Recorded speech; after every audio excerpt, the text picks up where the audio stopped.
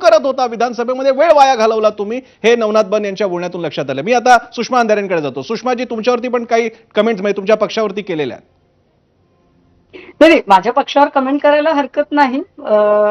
मुळात काय माहितीये का, की होय बडगुजरांवर आरोप होते आणि मी स्वतः म्हटलं ना की मी बडगुजरांसाठी एक स्वतंत्र प्रेस कंडक्ट केली होती. जेव्हा सलीम कुत्ताच्या पार्टीतले व्हिज्युअल्स दाखवले गेले तेव्हा मी त्याच पार्टीमध्ये गिरीश महाजन, नितेश राणे हे सगळे लोकही कसे हजर होते त्याचे फोटोही मी काढलेले होते. आणि पक्ष म्हणून आम्ही बडगुजरांच्या सोबत सुद्धा होतो, नाकारत नाही. परंतु त्याला जोडून मी मघाशीच एक उत्तर दिलं की जोपर्यंत आम्हाला असं वाटतंय की नाही हा माणूस कर नाही त्याला डर कसली या न्यायाने चालणार आहे, जसे की संजय राऊत साहेब चालले.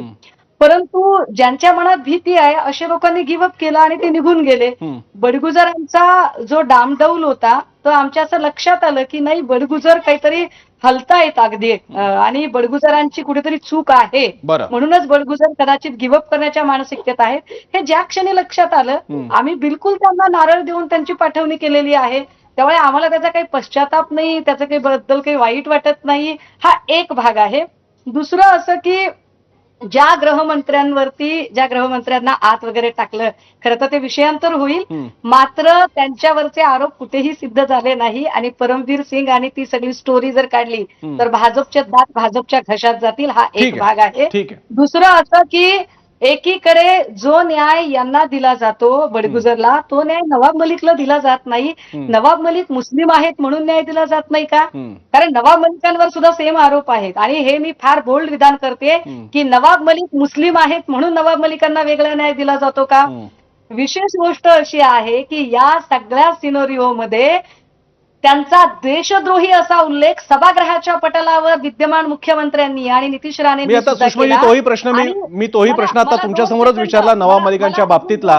जर का समजा सत्ता स्थापनेचं गणित जर का एका आमदाराने कमी जास्त होणार असेल तर कदाचित नवाब मलिकांचं सुद्धा नशीब फळफळू शकतं किंवा त्यांच्यावरचा आरोप दूर होऊ शकतो. अर्थात तो पुढचा मुद्दा आहे. एक शेवट या चर्चेचा, या टप्प्याचा शेवट करण्यापूर्वी नितीन भालेरावांना शेवटचा प्रश्न. नितीन भालेरावजी, या समीकरणामध्ये आता नाशिक महापालिकेचं समीकरण तुम्हाला कसं दिसतंय? कोणाला कोणता ऍडव्हान्टेज आहे? शिवसेना, प्रामुख्यानं शिवसेना उद्धव बाळासाहेब ठाकरे पक्ष या सगळ्या आउटगोईंगमुळे कितपत प्रभावित होईल?